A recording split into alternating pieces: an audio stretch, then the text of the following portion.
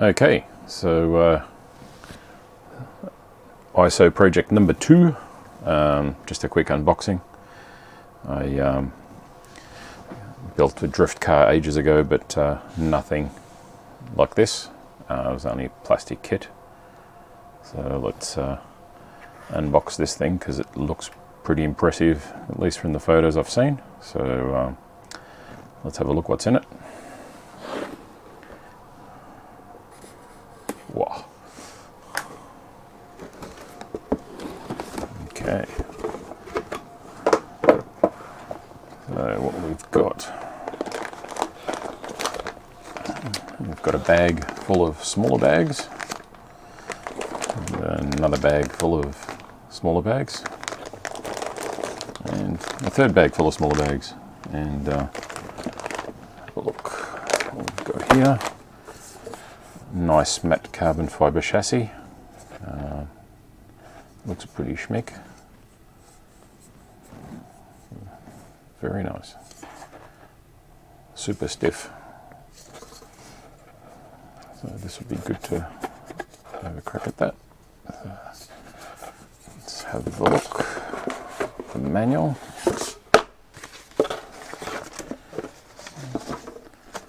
I've only built a couple of Yokomos in the past and they've been pretty good. I don't think these will be any different. To get a body for this thing later on. Already got electrics sitting around, so that'd be good. Already got electrics just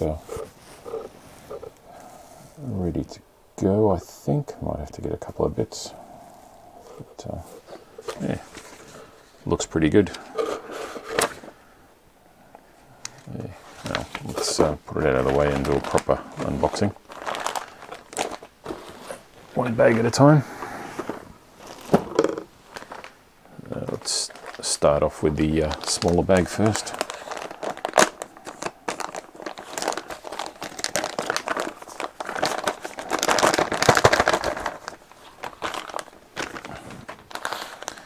Here we've got bag number 3, which looks like a diff, or it might be a spool, and some diff grease or outdrive grease. That's bag 3. We've got bag 7 is the what is that? Looks like front suspension with the alloy hinge pin mount there, plus the arms and the king pins or hinge pins. So that's bag 7. Bag 8 has got the steering knuckles by the look of it, and the rear C-hubs, I think, maybe. We've got the universals, CV joints in here as well, the wheel hexes, and 8mm wheel hexes, so I'm guessing one end is going to be slightly wider than the others, and probably the rear is going to be wider than the front. So let's go to the next bag, slightly smaller one, or slightly bigger one than the previous one. We've got bag 1, so some hinge pin mounts, alloy hinge pin mounts with some shims to space under it. Some other pieces which might be a battery holder, maybe, possibly. So that's bag number 1. So we're missing bag 2 there.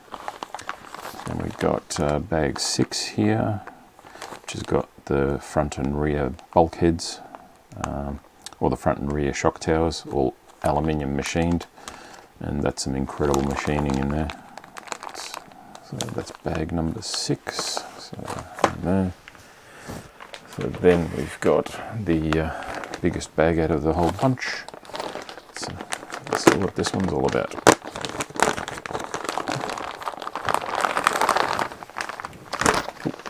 Nearly fell.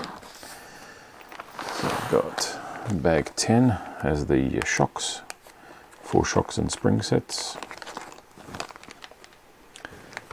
That's the bumper as well, with a cutout there for that. Not sure whether you can add some weight or leave it off if you want to make it look a bit slimmer. Bag 4 looks like it's got gearbox halves and spur gear and spur gear holder. So this spur gear mount or motor mount there. So let's put that as number 4. Oh, one fell. Bag down. There we go. Number 2 is, I have no idea, but it's got a large alloy piece, and that looks something near the front of the car maybe. We'll have to dig into that a little bit more. There is a couple of carbon fibre pieces, arched pieces in there as well. Let's have a quick squeeze at the manual. See what we've actually got in there. So, oh yeah, I think that's part of the steering rack. Oh wow, this has got some funky steering rack. Cool. So that's the steering rack.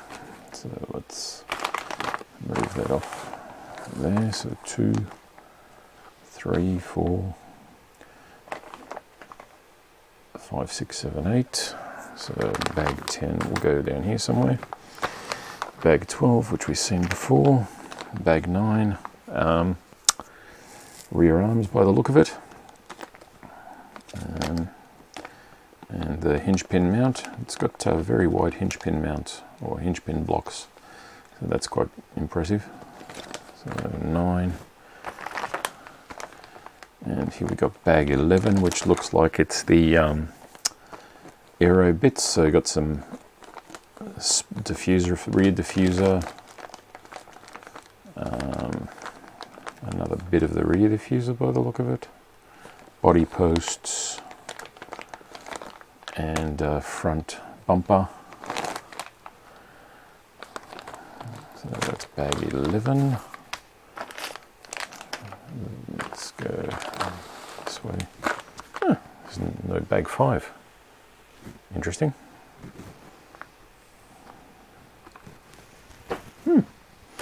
So we've got 200 weight and 300 weight shock oil. And we've also got a little random tool bag, which has got the usual cross wrench, turnbuckle wrench, and the 3 Allen keys. So let's see if we're missing something, or one of these unlabeled bags is the missing one, or whether the section 5 is the chassis, or bag 5 is meant to be the chassis.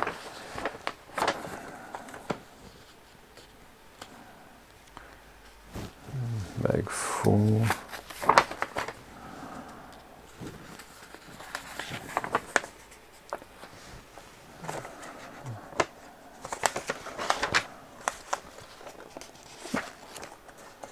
Well, at least there's no bag 5 listed in here, so let's have a quick squeeze through the manual while we're here. So I'll put these aside.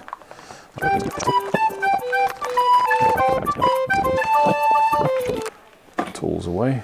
So in the bag we have, so we've got parts list, brochure, all in Japanese. You can make out all the measurements and part numbers, so you can match those up with the manual, find out what's going on. So a registration document. Okay, cool. List of drift shells that they've got.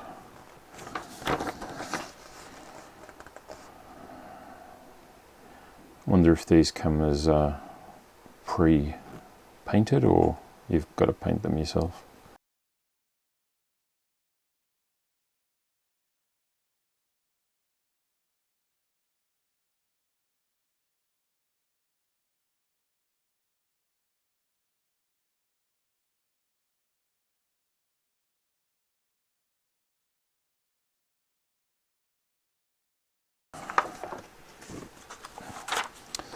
So in the manual, basically goes through all the tools you need. So bag 1, got the front and rear hinge pin blocks with the shims. They're the battery holder bits. Then we go to bag 2, where we've got the steering rack rail, which is a big aluminium piece with a couple of carbon fibre plates, rack plates. And then we go through to the gear diff. So bag 3's got the gear diff. It looks like it's just a standard gear diff. It comes with the diff oil.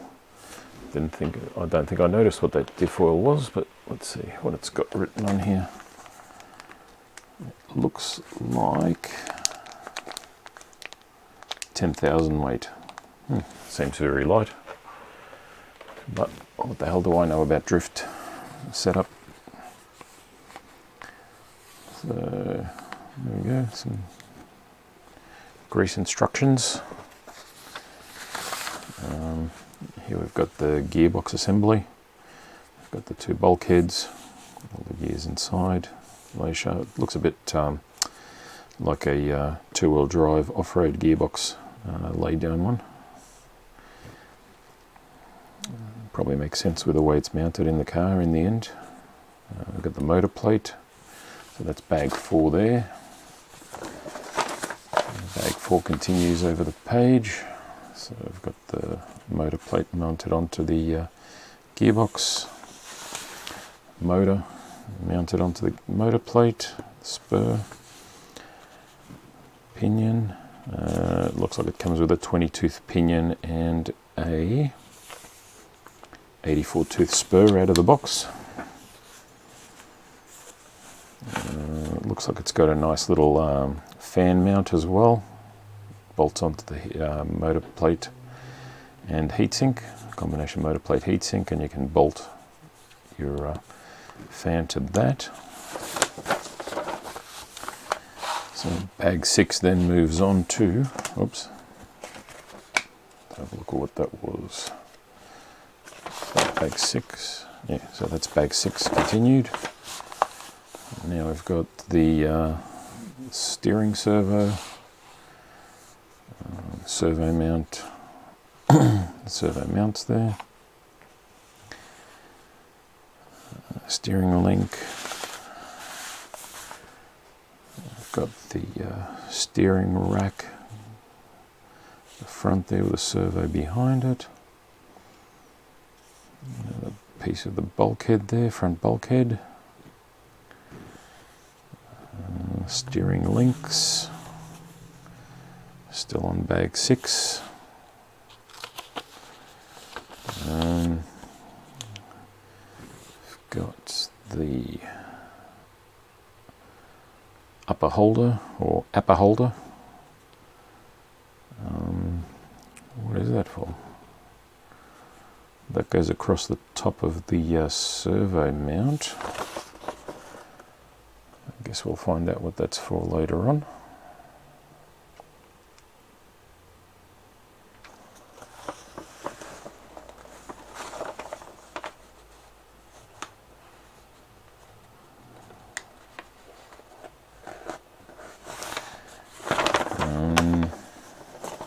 Okay, so the upper camber link is going to be pivoted between the upper holder and the front bulkhead, which is the front shock tower, and the upper camber link is going to sandwich in there, which then goes, we're still a couple of bits from bag 2 there, so still on bag 6. So we've got the pivot balls for the front shocks going onto the shock tower goes on. Then the rear shock tower and pivot balls. Rear camber link is just a standard camber link. And then straight on. Then we've got bag 7. Here we've got the front upper camber link. A little bit of a nitro gas car style. So that's there, and then you've got the upper holder here, shock tower there, and we've got the arms, the upper camber link going in there with some shims, and the hinge pin gets pushed through, and a screw holds it in place. Very nice. Something a little out of the box. So this is the bottom arm, bottom front arms. Quite narrow for a touring car, but they're all very different from a touring car. But look a bit more like a drift car with a very narrow arm to get all the steering angle and allow you to have the Ackerman and everything else correct for a rear wheel drive. So yeah, so hinge pins, spacers, shims, all of the good stuff. Then we go on to bag 8. Bag 8, we've got, no, there you go, that's the steering block, the smaller piece. Yeah.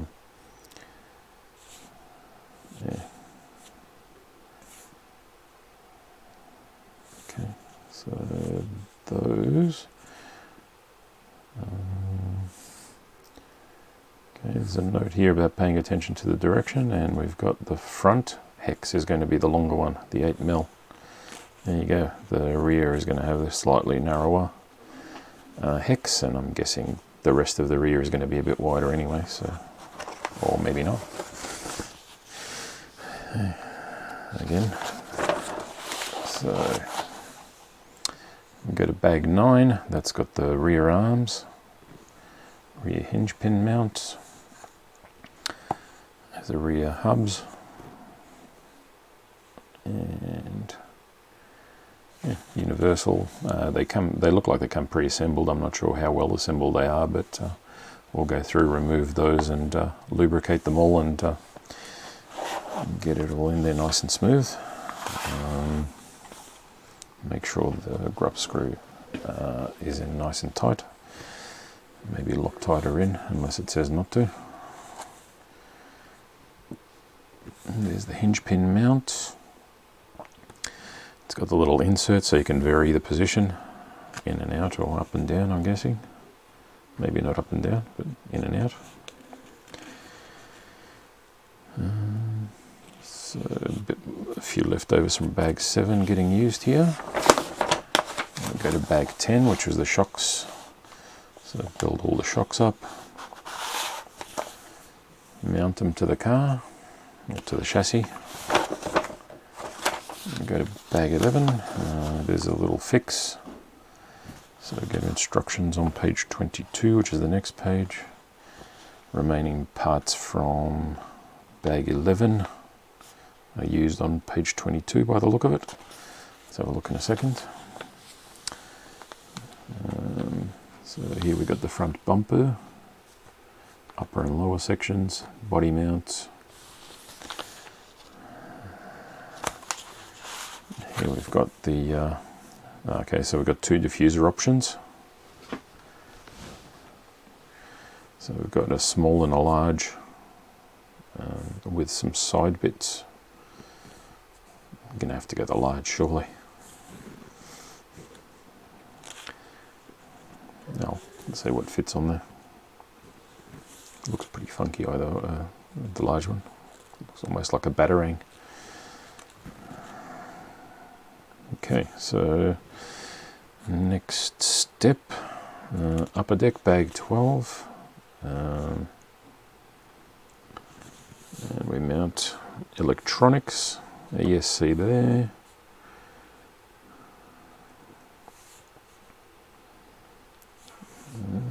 What else? Speed controller position in the middle towards the front, in front of the battery.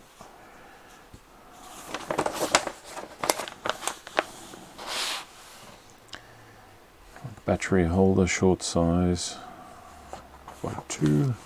So you fit a shorty pack in there with the battery holders. Oh, maybe there's one of each. Maybe there's 2 of each.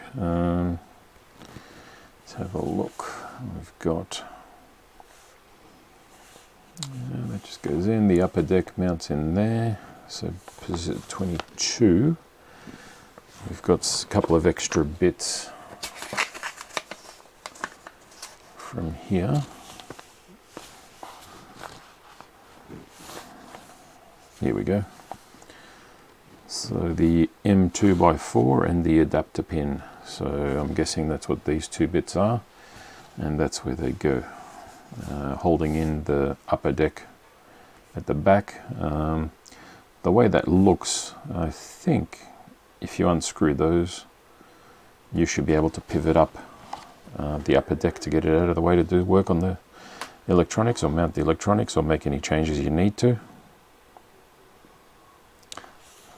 So the hinge pins go here, that missing hinge pin from 22 with the grub screw, or with the 2x4 screw.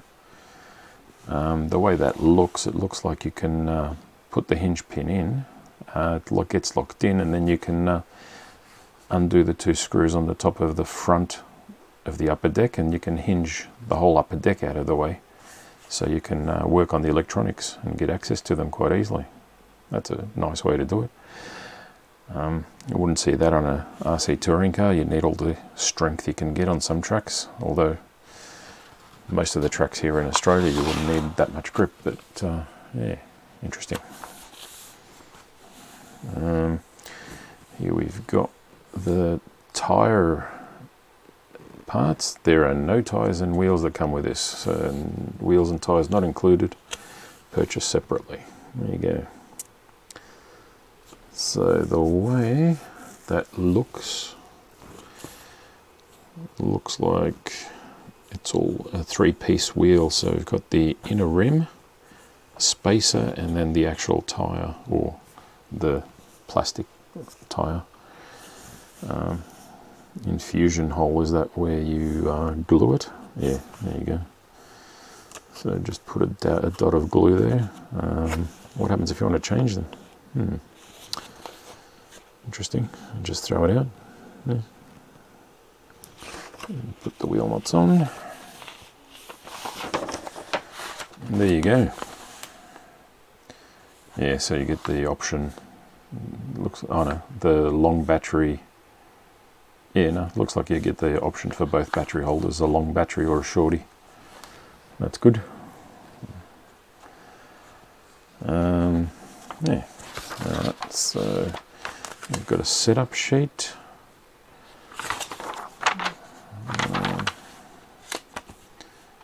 I'm hoping the kit setup will be good out of the box. So let's go to the last couple of pages.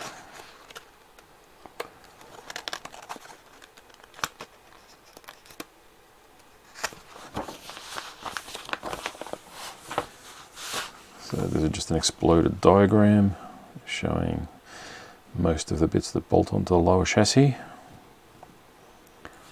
You've got rear diffusers, bumpers, steering rack,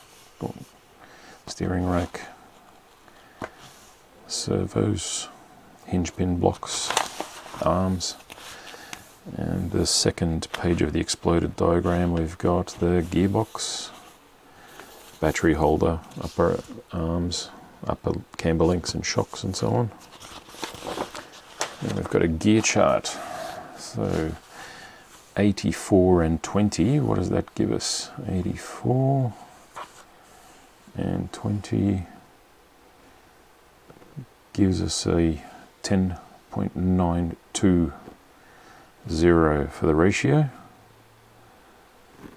I believe they were 48 pitch, the ones in the box. So 10.92. I wonder what size motor that's set up for. You can put some notes to yourself on that, and that's it. So I'll leave that in there because I'm going to forget all about it. There's page 22. There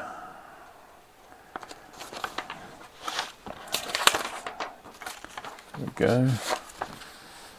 Yeah, interesting. No stickers. No stickers at all. A bit sad. Alright, so that's about it. Next step is going to be getting stuck into the build. Hopefully on the weekend we'll get some time and crank it out. Shouldn't take too long, hopefully. See how we go. Alright, until then.